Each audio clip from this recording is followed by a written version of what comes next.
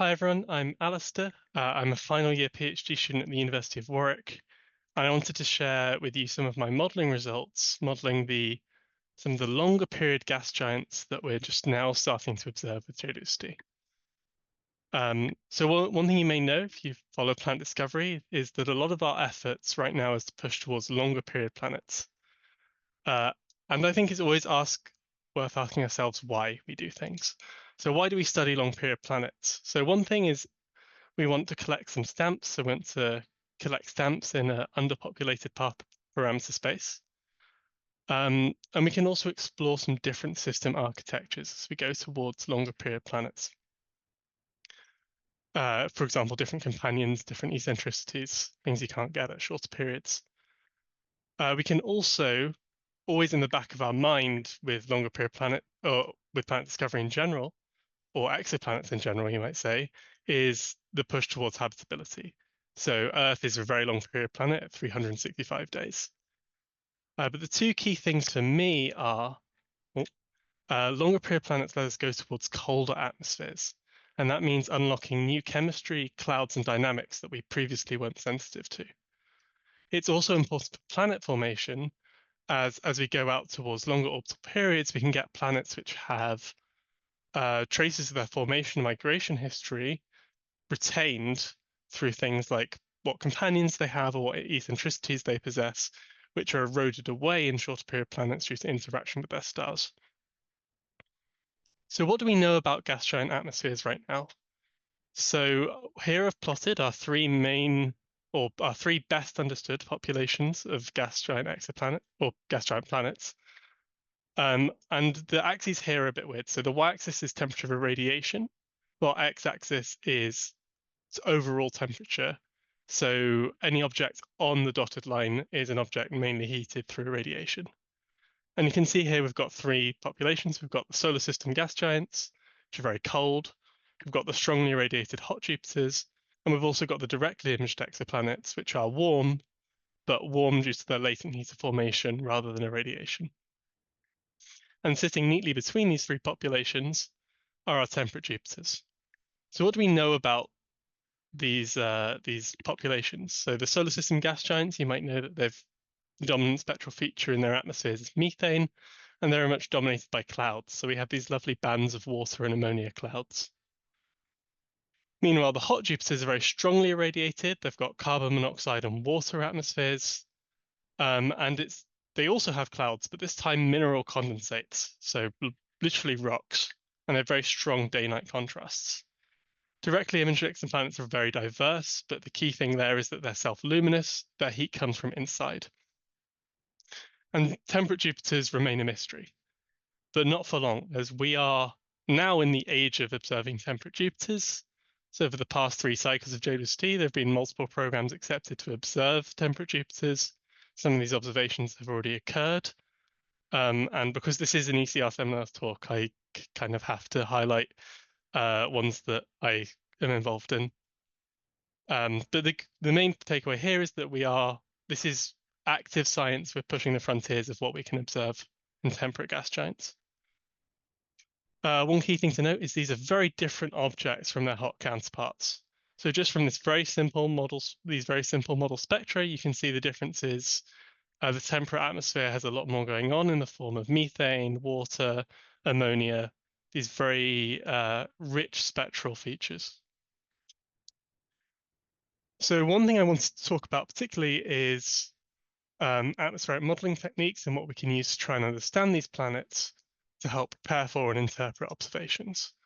So the things that we can hope to learn are we can model the temperature structure, we can model the chemistry, we can ascertain what clouds and hazes are there, and eventually you can build up towards a more 3D sense of the planet full with dynamics, like JWST has done for K218b.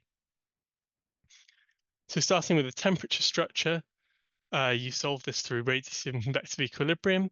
This is effectively solving radiative transfer in 1D layers and iterating for energy conservation. The key sort of departure from this is you do need to test for convective stability. So if the temperature pressure profile ever becomes too steep, it will become unstable with respect to convection and instead be replaced with an adiabat. So you can get different parts of the atmosphere, some of which are radiative and some of which are convective. We typically assume chemical equilibrium when performing these radiative convective equilibrium calculations, which is effectively treating each part of the atmosphere as a closed system and solving for the second law of thermodynamics, so minimizing the entropy in the form of this Gibbs free energy. This is accurate when the chemical timescale is less than the dynamical timescale, which is true in the deep atmosphere at high temperatures and pressures. As we get further up, this stops being true. And this effectively stems from the closed system assumption. Transport and photochemistry are departures from that closed system. In order to model this, we need to use chemical kinetics. This is where you build up a network of chemical reactions with different timescales, and you effectively solve this time dependently with a continuity equation. And here we can actually see some of the things that Zhechen mentioned, particularly this quenching. So in this upper right figure, you can see that in the deep atmosphere, very deep atmosphere, just at the bottom, you can see the abundances are varying with chemical equilibrium. But above that layer, it's quenched, so it's held constant. That's because the timescale of moving it around is quicker than the timescale of a chemical reaction to take place. As you reduce the vertical mixing a bit, you can actually see the impact of photochemistry much more. So you can see that in the upper atmosphere, there's a photochemical region. This is essentially where the UV photosphere is. And between the equilibrium and photochemistry regions, you have a smooth transition in composition. So you can see that things like hydrogen cyanide and carbon monoxide are created photochemistry and therefore enriched in the atmosphere. Finally, we can talk about clouds and hazes. So a bit of terminology here. I'm using hazes to refer to small particles formed via photochemistry, which can cause very steep, sometimes even super Rayleigh scattering slopes. Whereas clouds I'm treating as aerosols formed via condensation processes, which have very complex microphysics behind them, but the very basic idea is that when your pressure temperature profile, so in this figure, the dotted line, where that crosses the blue saturation curve of water, that's the region at which you can form water clouds. These clouds and hazes can interact with one another through heterogeneous nucleation. So that means haze particles act as nucleation sites for condensation. And they can also interact with the pressure temperature profile through radiative feedback. So even in 1D, which is the much easier way than 3D, it's a very complicated interconnected system of radiative transfer, chemical kinetics, and cloud and haze microphysics. Plus, we've got this very poorly constrained free parameter, which is the vertical mixing, typically parameterized with the eddy diffusion coefficient, KZZ, which is very uncertain and can vary via up to 5 orders of magnitude. Okay, so what we've done to make this a little simpler is we've used 1D hierarchical models. That means we solve first the temperature structure, feed that into the photochemistry, and then into the cloud and haze microphysics. And the goal here was to create a grid of simulations mapping out the temperate Jupiter parameter space. So to this end, we've included 2 different stellar hosts, a range of temperatures, as well as elemental ratios and KZZ values. So one thing I've found when working the field of sort of longer period gas giants is inconsistent terminology. So I've heard warm Jupiter, temperate Jupiter, cool Jupiter, and cold Jupiter, all used to describe the same object, sometimes in the same paper. So I wanted to maybe use these modeling results to come up with an observationally testable definition of temperate Jupiter. So let's look at some of the things that really change as you change the temperature of the planets. So starting with our well-known hot Jupiters, as you get colder, I think one of the key things that happens around 700 to 600 Kelvin is the coolest mineral species, and I mean the coldest temperature, not the most fun, species such as potassium chloride and zinc sulfide, these kind of salt species, condense out. So we can consider our hot Jupiters to be a realm of mineral clouds. Meanwhile, if we come from the other end and think about our solar system gas giants, ammonia clouds are very important to them. So if we want cold Jupiters to represent our solar system analogues, the upper temperature of that we can place around the temperature of ammonia condensation. This leaves a really interesting intermediate set of temperatures, which are bounded by two key transitions. At the lower end, ammonia condenses out to a solid, so it can't be observed. At the upper end, ammonia gas is transformed chemically into diatomic nitrogen, which isn't visible in transmission spectra. So these intermediate temperatures between about 200 and 500 Kelvin, straddling the temperatures of Earth, becomes a realm of visible nitrogen. And this is what I put forward as the definition for our temperate Jupiters. And there's a little bit of uncertainty exactly where this overlaps with the hot Jupiters, whether they match up or not, or whether they overlap even. So I'll go into detail a bit more on that later. But one thing that's immediately apparent as you change temperature is you get a change in condensation processes. So here I've shown the transmission spectrum of different temperate Jupiters stepping down in temperature from top to bottom. So in red, I've got one that's around 400 Kelvin, and you can see here the spectrum I showed earlier, lacking in any kind of muting of features or spectral features due to condensates.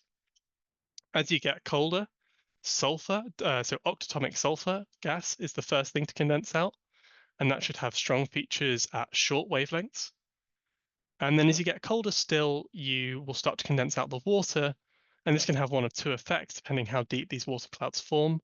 So if the water clouds form deep in the atmosphere, you will see an absence of oxygen in the upper atmosphere, similar to see with Jupiter. If they are instead formed higher in the atmosphere, it will cause muting of spectral features, as we see for cloudy planets at higher temperatures. Interesting, this will also impact the color we observe temperate Jupiters to be. So ones with lots of photochemical hazes will appear red or orange or sepia, kind of like Titan. Yellow the vibrant yellow of sulfur would be visible. And then we know what water clouds look like, especially in the UK. I can see them right now, they're gray. And a clear planet would look a bit more like Uranus or Neptune with a kind of slightly milky cyan color due to Rayleigh scattering and methane. So that's changing the temperature of the planet. But what happens if we change the temperature of the star? So photochemistry is really important at these low temperatures. And one thing that we've found is that stellar host is very important to that. And that's because ammonia is very sensitive to photodissociation into diatomic nitrogen via near UV flux. That means you expect to see a steep transition between the blue here, which is with a sun-like host, so it's depleted in ammonia, versus an M-dwarf host, which has that ammonia more intact. You also get CO2 and hydrogen cyanide as key photochemical products. And I've also predicted that when the carbon ratio is very high, you might see cyanacetylene. So this is HC3N, and that's a very cool molecule.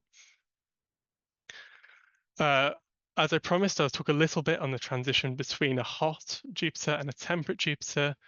So what I've plotted here, so just to get your head around this, we've got a temperate Jupiter in purple, and a warmish hot Jupiter in blue.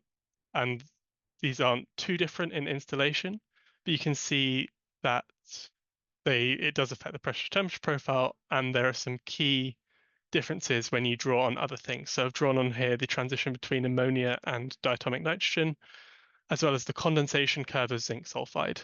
And this is just an example of one of these lower temperature cloud species. So what are the things of interest here? So one, highlighted in this kind of orange are the convective zones.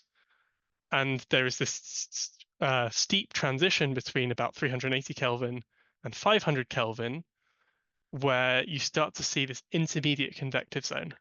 So this is a region of convection in the upper atmosphere, whereas in hotter planets, you only get convection in the deep atmosphere.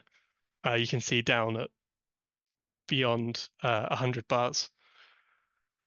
Other things to note are the nitrogen to ammonia phase transition runs quite parallel to that deep atmosphere adiabat. This means that because the vertical mixing sets the chemical composition quite deep in the atmosphere, unless it's very weak, might actually expect we don't expect the ratio of ammonia to nitrogen to vary greatly as a function of equilibrium temperature. Instead, it's more likely to be driven by processes in the upper atmosphere, namely photochemistry. Finally, you can see where the condensation curve crosses. They actually cross at very different pressures. So in the hot Jupiter, the salt clouds form much higher up than in the temperate Jupiter, where they form much deeper. So these three things together can help us sort of pin down a region of transition between a prototypical temperate Jupiter and a prototypical hot Jupiter. But we really need observations to pin these transitions down. Okay, so putting this all together, what do we have? So we've got this temperate Jupiter regime between 200 and 500 Kelvin approximately. And this is further subdivided by the processes I talked about. So water condensation, sulfur condensation, and ammonia depletion via photochemistry. And you can see this gives us sextants. Plotted on here with blue points are the objects that are being observed, JWST, or have already been observed with JWST.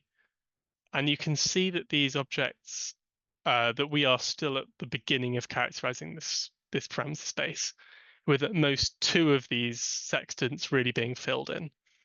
And this isn't even considering variations in elemental ratio, metallicity, or mass, or gravity via mass. I wanted to highlight one additional thing, which is the opportunity to measure C to N to O ratios. So specifically in these slightly warmer, so above water condensation point temperate Jupiters, we can uniquely measure the C to N to O ratio. And this gives us a stronger handle on planet formation alone than C to O ratio alone, with nitrogen in particular being a clean tracer for gas accretion. Furthermore, we can combine this with the fact that with these longer period planets, we have access to companions, eccentricities, obliquities, things that might be eroded in a hot Jupiter system to further our understanding of planet formation via dynamically separated subpopulations. So I want to bring a particular attention to, so TO 1899 is the planet that we have data in hand for, and that's ongoing. But I wanted to bring particular attention to these two red triangles, NGTS 11b and TY 216C, which are part of the Bowie Friends program. So if anyone's familiar with Bowie Align, this is an extension to that. So the idea with Bowie Align is that we've got the high eccentricity, we've got the misaligned hot Jupiters believed to have formed via high eccentricity migration, and the aligned hot Jupiters believed to form through disk migration. And we're looking to find a systematic difference in chemical composition between those two populations. What we're doing with Bowie Friends is we're adding in 5 warm Jupiters within a companions, which are believed to have formed via very weak migration processes, and therefore that atmospheres should reflect the local disk rather than the distant disk or the whole disk that the Bowie aligned samples should have. So this is adding in a third lever to understand planet formation. So just to summarize everything, temperate Jupiters, I'm proposing a definition of temperate Jupiter as gas giants with temperatures at temperatures that don't have mineral condensation and do have visible nitrogen. And my models place these boundaries at about 200 to 500 Kelvin, but we can pin these down with observations. But we also expect these temperate Jupiters to be very diverse and chemically rich and subdivided based on photochemistry and condensation. And they're also an excellent opportunity to extend planet formation to a wider sample of planets. Okay, thank you very much.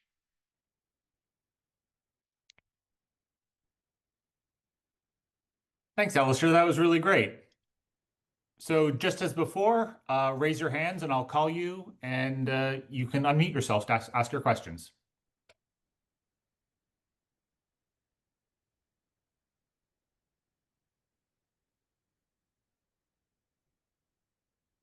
Anna. Hey, very nice talk. This might be a naive question here, but the boundaries that you place for the temperate Jupiters basically in the ammonium transition, um, how dependent is that on the puffiness of the planet? So would you expect for an even more massive planet with a more condensed atmosphere, or a lighter planet with a lighter atmosphere to like shift these boundaries around, or does this stay around the same? So because these are based mainly on condensation processes, these are pretty much just sensitive to temperature and metallicity. So I would say the gravity or the mass of the planet doesn't directly matter. But if there is a mass metallicity relationship, then the metallicity will play into it. And that also affects the pressure temperature, the exact temperatures that you'll observe. So I would say yes, not the mass doesn't directly influence the transitions. At least I don't think it will, but it could do via the metallicity particularly. Obviously, metallicity, whether there's a clean mass metallicity relationship or whether there's a lot of scatter in that remains to be seen. Other questions?